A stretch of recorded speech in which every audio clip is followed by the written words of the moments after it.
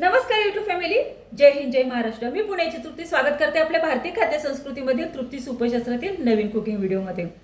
गुळाचा पाक न करता शुद्ध साजूक तुपातील 1.5 किलोच्या प्रमाणातील डिंकाच्या लाडूची ऑर्डर तृप्ती उपशास्त्र किचननी कशा पद्धतीने पूर्ण केली हे आज आपण आजच्या आपल्या भारतीय खाद्य संस्कृतीमधील तृप्ती उपशास्त्र कुकिंग व्हिडिओमध्ये पाहणार आहोत. तर यूट्यूब फॅमिली, तुम्हालाही तृप्ती उपशास्त्र किचन पद्धतीने गुळाचा पाक न करता शुद्ध साजूक तुपातील हे डिंकाचे लाडू शिकायचे असतील आणि ह्याचा स्वाद घ्यायचा असेल तर हा व्हिडिओ तुम्ही संपूर्ण पहा. व्हिडिओ आवडला तर व्हिडिओला नक्की लाईक करा. मी भारतातील पुणे जिल्ह्यातील तृप्ती स्वागत करते आपल्या भारतीय खाद्य संस्कृतीमधील तृप्ती उपशास्त्रातील नवीन कुकिंग व्हिडिओमध्ये. आज आहे 12 ऑगस्ट 2026. आज बुधवार आहे. आज ज्यांचा वाढदिवस आहे त्यांना wish you many many happy returns of the day. त्यांचे सर्व मनोकामना पूर्ण होत ही स्वामीचरणी प्रार्थना करून आपल्या भारतीय खाद्य संस्कृतीमधील तृप्ती उपशास्त्र कुकिंग व्हिडिओला सुरुवात करूयात आणि पाहूयात 1.5 किलोच्या प्रमाणातील गुळाचा पाक न करता शुद्ध साजूक तुपातील डिंकाच्या लाडूची ऑर्डर तृप्ती उपशास्त्र किचननी कशा पद्धतीने पूर्ण केली. इथे हे लाडूचं मिश्रण संपूर्ण काढून घेतलेलं आहे डिंकाच्या. आता गॅस सुरू करून गॅसवरती कढई तापत ठेवली आणि त्यामध्ये तूप घातलं. गॅसची फ्लेम ही लो टू मिडियम केली. तूप तापल्याच्या नंतर या साजूक तुपामध्ये डिंक घातला. डिंक यामध्ये तळून घेतला. डिंक पावसाळ्यामध्ये थोडासा ओलसरच मिळतो पहा. तर त्यासाठी आहे ना, डिंक जेव्हा आपण तुपामध्ये तळतो ना तेव्हा जपून तळायचा. कारण काय होतं, ओलसर डिंक असल्यामुळे तो असा उडतो. त्यामुळे नेहमी पावसाळा डिंक तुपामध्ये तळताना हा थोडासा जपूनच तळून घ्यायचा. तर अशा पद्धतीने हा डिंक तळून मी एका प्लेटमध्ये काढून घेतला आणि बाकीचा राहिलेला डिंकसुद्धा अशाच पद्धतीने तळून घेतला तुपामध्ये.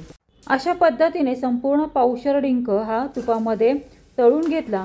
नंतर याच तुपामध्ये गॅसची फ्लेम ही लो टू मिडियमच ठेवून यामध्ये अक्रोड, बदाम, काजू हे तुपामध्ये परतून घेतले. तसेच अंजीरसुद्धा याच्यामध्ये घातले. दालचिनी पण याच्यामध्येच घातली. अक्रोड 20 ग्रॅम घेतले, बदाम 75 ग्रॅम, काजू 50 ग्रॅम, तसेच दालचिनीचे 2 तुकडे घातले याच्यामध्ये. हिरवी वेलची 10 ते 12 घातली आणि अंजीर 3 ते 4 याच्यामध्ये घातले. या प्रमाणात हे ड्रायफ्रूट्स घेतले. आता याच्यामध्ये सीड्स घालायचे आहेत. सीड्समध्ये जवस, पांढरे तीळ, तसेच पंपकिन सीड्स आणि खरबूज सीड्स आणि काळे मनुकेसुद्धा घ्यायचे. आता हे संपूर्ण एकत्रित असे सीड्स आणि हे ड्रायफ्रूट्स एकत्रित असे हे तुपामध्ये परतून घ्यायचे 2 सेकंद. टोटल 4 सेकंद हे संपूर्ण गोष्टी या ड्रायफ्रूट्स आणि सीड्स आहेत ते एकत्रित असे परतून घ्यायचे. म्हणजे ड्रायफ्रूट्स हे 2 सेकंद आणि सीड्स हे 2 सेकंद, अशा पद्धतीने टोटल 4 सेकंद. काळे मनुके 50 ग्रॅम, जवस 20 ग्रॅम, पांढरे तीळ 20 ग्रॅम, पंपकिन सीड्स 20 ग्रॅम आणि खरबुजाचे सीड्स हे 20 ग्रॅम, अशा पद्धतीने हे सीड्सचं प्रमाण घेतलेलं आहे. आता हे 4 सेकंद परतून झाल्यानंतर ह्या एका प्लेटमध्ये काढून घेतलं. इथे आता आहे ना, गॅस बंद केला आणि कढई ही गॅसवरती ठेवली. ह्याच कढईमध्ये डेसिकेटेड कोकोनट परतून घेतलं. कढई गरम असल्या कारणाने ह्या बंद गॅसवरतीच या गरम कढईमध्ये डेसिकेटेड कोकोनट व्यवस्थित असं परतलं जाईल.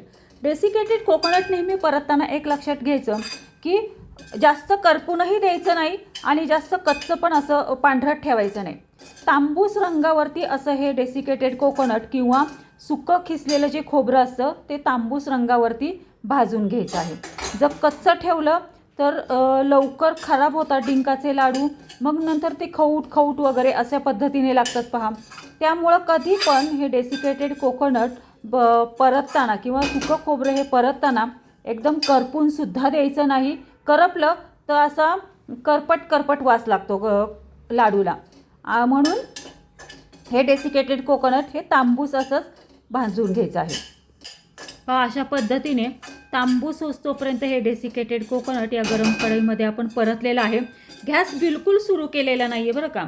बंद गॅसवरतीच ह्या गरम कढईमध्येच हे डेसिकेटेड कोकोनट छान असं तांबूसपणे सावकाश असं भाजून घेतलेलं आहे.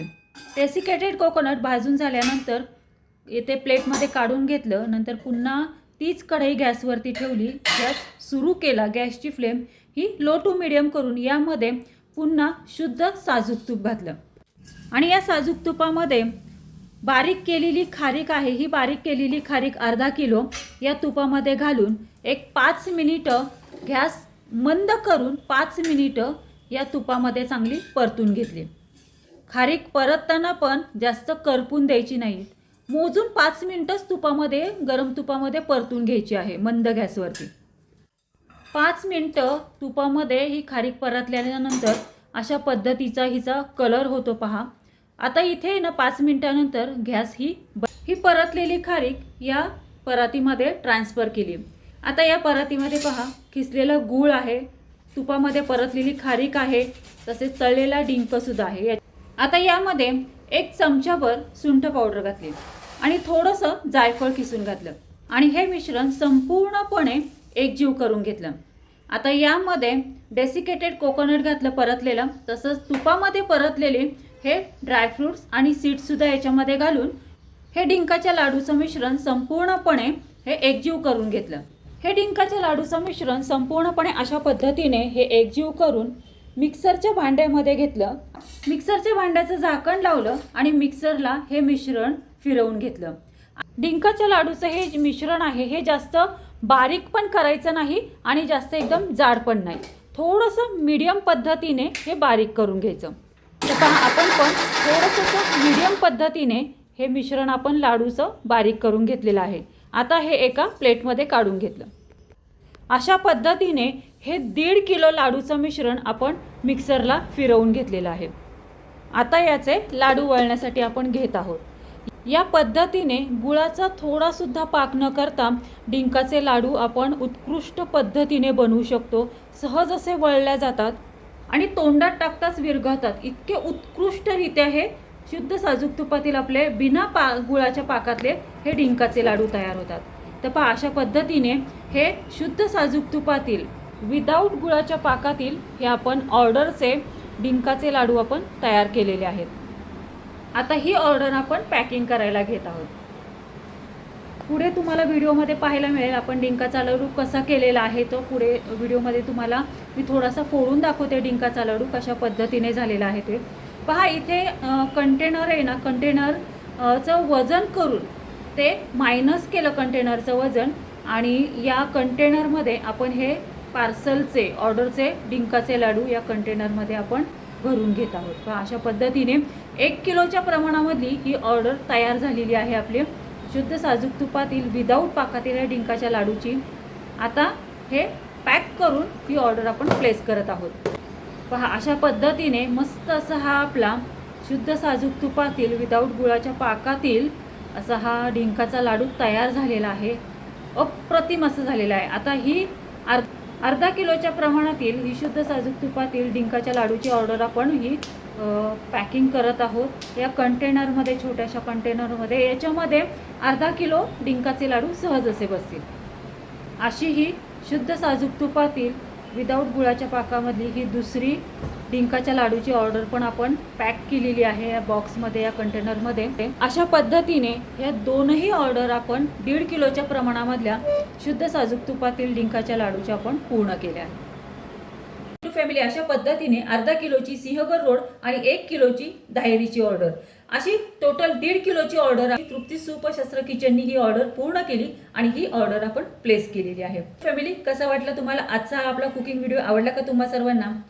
भेटूयात आपण अशाच नाविन्यपूर्ण योग्य प्रमाणबद्ध तृप्ती सुपशास्त्रातील भारतीय खाद्य संस्कृतीमधील नवीन पदार्थासोबत नवीन कुकिंग व्हिडिओमध्ये. तोपर्यंत सर्वांनी तब्येतीची काळजी घ्या, मस्त खा आणि स्वस्थ राहा. धन्यवाद. बाय बाय सर्वांना.